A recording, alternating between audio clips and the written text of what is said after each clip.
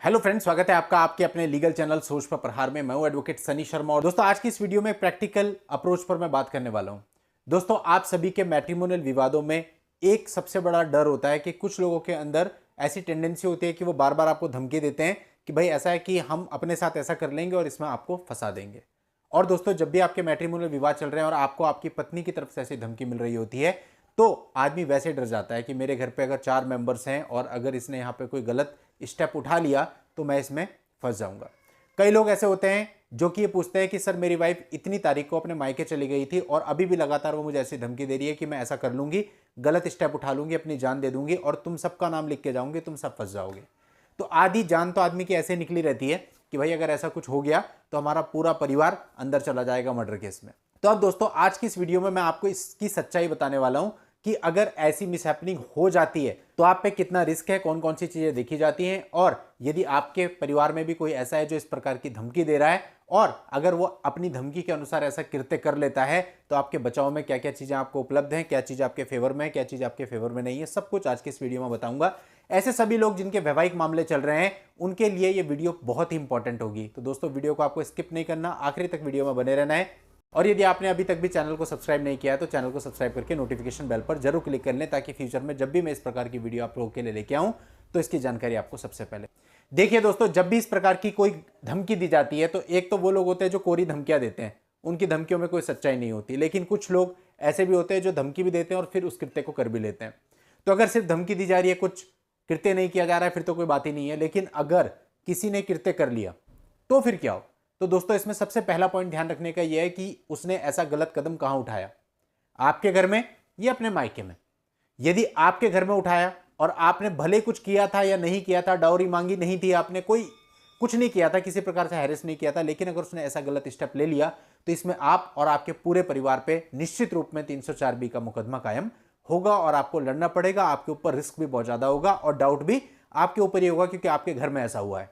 Second चीज, यदि ऐसा कदम वो अपने मायके में जाके उठा लेती है तो उसमें यह होगा कि आपके ऊपर रिस्क कम होगा क्योंकि आपका प्लेस अलग है और अगर डिस्टेंस ज्यादा है तो रिस्क और कम होगा। हाँ, लेकिन इतना है कि उसको ऐसा कदम उठाने के लिए उकसाने का केस आपके ऊपर आ सकता है।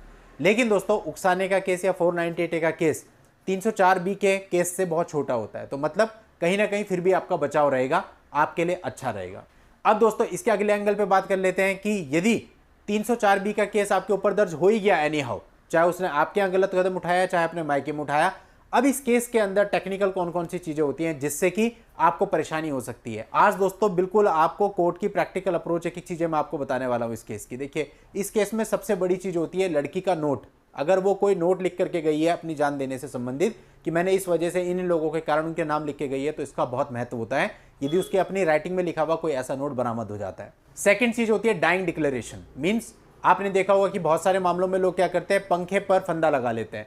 अब ऐसे में क्या होता है कि जब उसको नीचे उतारा जाता है उस समय पे यदि वो जीवित है और वो कोई स्टेटमेंट दे देता है किसी अधिकारी के सामने और वो रिकॉर्ड में आ जाती है, उसको बोलते हैं डाइंग डिक्लेरेशन। अगर उस डाइंग डिक्लेरेशन में उसने आपके खिलाफ बोला है तो ये फिर एक बहुत बड़ा सबूत होता है इस मामले में आपके कन्विक्शन के लिए। अगली चीज जैसे मैंने आपको बताई थी, प्लेस मैटर करेगा कि आपके यहां पर ये इंसिडेंट हुआ है या उसके मायके में हुआ है। आपके यहां पे हुआ है तो रिस्क बहुत ज्यादा है, अगर मायके में हुआ है तो रिस्क कम है। मैं बात कर रहा हूं अगर 304B दर्ज हो ही जाता है तो उस केस में प्लेस का बहुत फर्क पड़ेगा। इसके बाद अगली चीज होती है पोस्टमार्टम रिपोर्ट। पोस्टमार्टम रिपोर्ट में क्या आया है ये बहुत ही इंपॉर्टेंट है।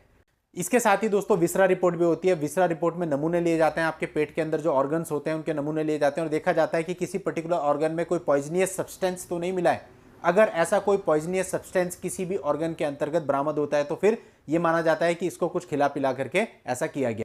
तो दोस्तों ये भी चीज बहुत ही महत्वपूर्ण होती है। ऐसा कुछ पाया जाता है तो भी ये आपके विपरीत जाता है। ये दोस्तों 4-5 फैक्टर्स तो बहुत इंपॉर्टेंट है जिस पर पूरा मुकदमा टिका रहता है और ये आपके फेवर में होने बहुत जरूरी है। यदि आपके अगेंस्ट हैं तो फिर चीजें बहुत खराब हो जाएंगी।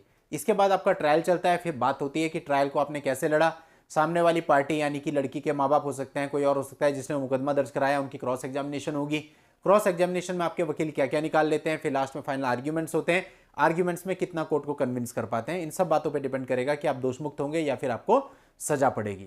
तो दोस्तों मैंने आपको बता दिया। अब इसमें आपको ध्यान रखना है कि इस प्रकार की टेंडेंसी अगर आपके यहाँ पे आपकी वाइफ की है तो आप उससे अलग हो जाएं, वही ज्यादा बेहतर है। अननेसेसरी अगर आप साथ में रह रहे हैं तो एक रिस्क आपने हमेशा के लिए अपने ऊपर पाला हुआ है और कभी भी अगर ऐसा कुछ हो गया तो आप बहुत बुरे फंस सकते हैं। बाकी दोस्तों मामले की परिस्थितियों पर डिपेंड करता है। मैं ये नहीं कहता, कई जगह ऐसा होता है कि लोग आपस में लड़ते हैं, वो ओरली बोलते हैं एक दूसरे को, करता कोई भी कुछ नहीं है, ऐसे भी मामलों की कमी नहीं है।